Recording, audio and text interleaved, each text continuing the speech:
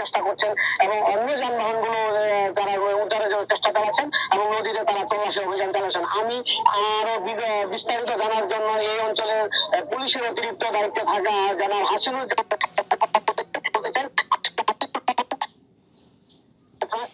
কি অবস্থা আছে একটু বলবেন। আপনারা জানেন যে আজকে 9টার সময় ধলেশ্বরী নদীতে বক্তবলী ঘাটে এখানে একটি ট্রাক কিছু যাত্রীও এখানে পড়ে যায়। এখানে হচ্ছে যে ঘাটে চলে এসে নিজেদের প্রাণ রক্ষা করেছেন। তবে এখন পর্যন্ত আমাদের জানা মতো দুজন হিসেবে জানতে পেরেছি তাদের আত্মীয় স্বজনের কাছ থেকে ভ্যান সেখানে বাড়ি রংপুরে। আর এখানে একজন আমাদের হচ্ছে মাসুদ নামে একজন সিঙ্গাপুর প্রবাসী, উনি নিখোঁজ আছেন। আমরা বিভিন্ন হসপিটালে খোঁজ নিচ্ছি, আমরা এখনো নিশ্চিত না তাদের কি অবস্থা, কি হয়েছে তাদের কপালে। তো আমাদের এখানে যে কোস্ট গার্ড এবং ফায়ার সার্ভিস এবং নৌ পুলিশ আমাদের হচ্ছে যে সবাই মিলে সম্মিলিত ভাবে আমরা এখানে কাজ করতেছি।